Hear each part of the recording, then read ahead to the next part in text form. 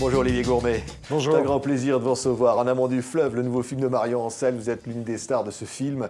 Et puis évidemment, c'est le cinéma belge qu'on accueille à travers vous et cette diversité. Là, c'est un film d'aventure qui nous plonge en Croatie à la recherche d'une vérité humaine.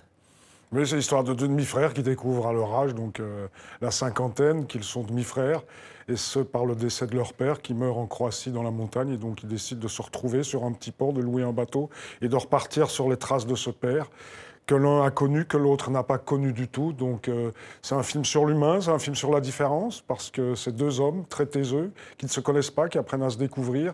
Donc c'est un film multifacette, parce que ça pourrait être l'histoire de la civilisation, deux cultures différentes, deux hommes qui se regardent, qui ont du mal à communiquer, à se parler, de par leur nature, de par leur caractère.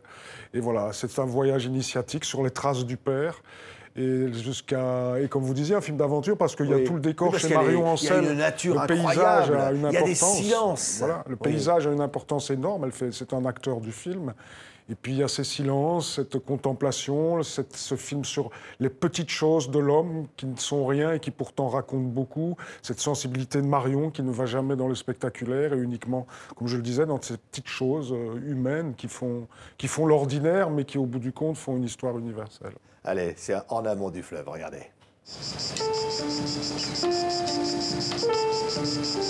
T'en sais plus sur sa mort?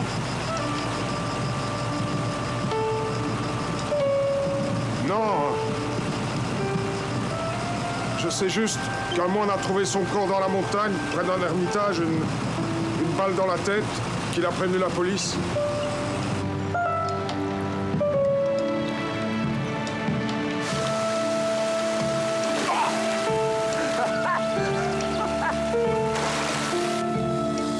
Au fait, il faisait quoi?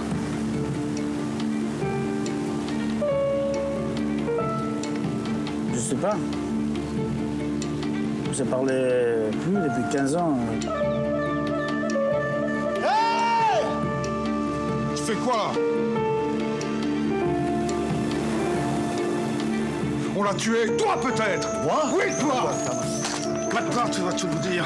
Qu'est-ce qui est arrivé avec notre père? Sergio Lopez, des comédiens formidables, John Lynch. Et puis c'est une source, je disais, de huis clos à ciel ouvert, ce film. Oui, comme je disais, le paysage est important. Dans beaucoup de films de Marion, hein, Marion a fait des films uniquement sur la nature, sur le ciel, et ça a toujours une importance chez elle. C'est une part entière du film, c'est un acteur, et ça aide parce qu'on est parti là-bas, en Croatie, que moi j'ai découvert, qui est magnifique, près de Zadar, là, sur ce fleuve, et toute cette nature majestueuse. Donc ça aide à jouer. Et puis bon, oui, c'est un huis clos, puisque c'est l'histoire de ces deux demi-frères qui apprennent à se connaître, à se découvrir et à essayer de rattraper. L'un a connu véritablement le père, oui, et l'autre qui n'a eu qu'une photo de lui. Oui. Voilà, le personnage que je joue est beaucoup plus amer, il s'appelle Homer, oui. Beaucoup plus amer, beaucoup plus en attente de l'autre, parce que l'autre a connu un tant soit peu ce père. Moi, ce père est parti alors que je n'étais pas encore né, il a quitté ma mère avant ma naissance, donc je ne l'ai jamais connu. Donc il y a tout un passé, une histoire où on idéalise ce père, où on imagine que, et puis on découvre que, voilà, c'est parce qu'on avait idéalisé et que cet homme n'est pas... Oui, c'est un mystère. On regarde des images de ce film, c'est cruel. Et en même temps, vous disiez, c'est une sorte de parcours initiatique. C'est qu'au fond, au bout de l'aventure et au bout du chemin, il y a la recherche de soi-même, au fond. Oui, c'est parce que je parlais de la culture, de la différence de deux hommes différents. Il y en a un qui vient du Mexique, donc une culture sud-américaine, et puis cet homme qui est chauffeur routier, qui est plus un ouvrier, plus un homme ordinaire, du peuple, face à un écrivain, puisque le personnage de Sergi, lui, est écrivain, auteur. Donc il y a deux mondes différents, et il y a cette impossibilité de se parler, de se comprendre. Donc c'est pour ça que je disais, ce film, ça peut être l'histoire de la civilisation, quoi. Aujourd'hui, par rapport à toute la différence culturelle et sur les mondes différents, sur comment on approche l'autre, comment on s'apprivoise, comment on se respecte l'un l'autre. Il y a quelque chose de ça, mais basé uniquement sur l'histoire de deux hommes qui simplement ne se connaissent pas, mais qui sont liés par le sang. Comme nous sommes tous d'ailleurs liés par le sang. Et qui peuvent heurter avec la mort aussi, avec le danger, c'est-à-dire qu'à un moment donné, se mettre dans cette situation de risque. Oui, parce qu'il y a un petit côté spectaculaire comme dans le film. Il y a ce troisième personnage qui, à un moment donné, vient mettre un peu d'adrénaline dans le film, qui est joué par John Lynch, puisqu'on découvre petit à petit que ce père n'avait pas les mains propres, qu'il était un trafiquant, qui trafiquait dans certaines choses, n'avait pas tout dévoilé. Et que, voilà, et donc, ils approchent de fait d'un milieu plus dangereux, plus en marge. Et puis il y a la nature qu'ils ne connaissent pas. Lui, il est chauffeur routier, mais c'est pas quelqu'un de la forêt, c'est pas un crapahuteur. Déjà, il suffit de voir nos physiques, à Sergi et à moi. Oui, on n'est pas des grands randonneurs. Donc il y avait, on était vraiment en pleine... c'est pas la haute montagne, mais c'était pas évident avec un chien sur les épaules. Avec un chien, voilà. Les torrents, la rivière, les montées, les descentes, c'était quand même assez abrupt.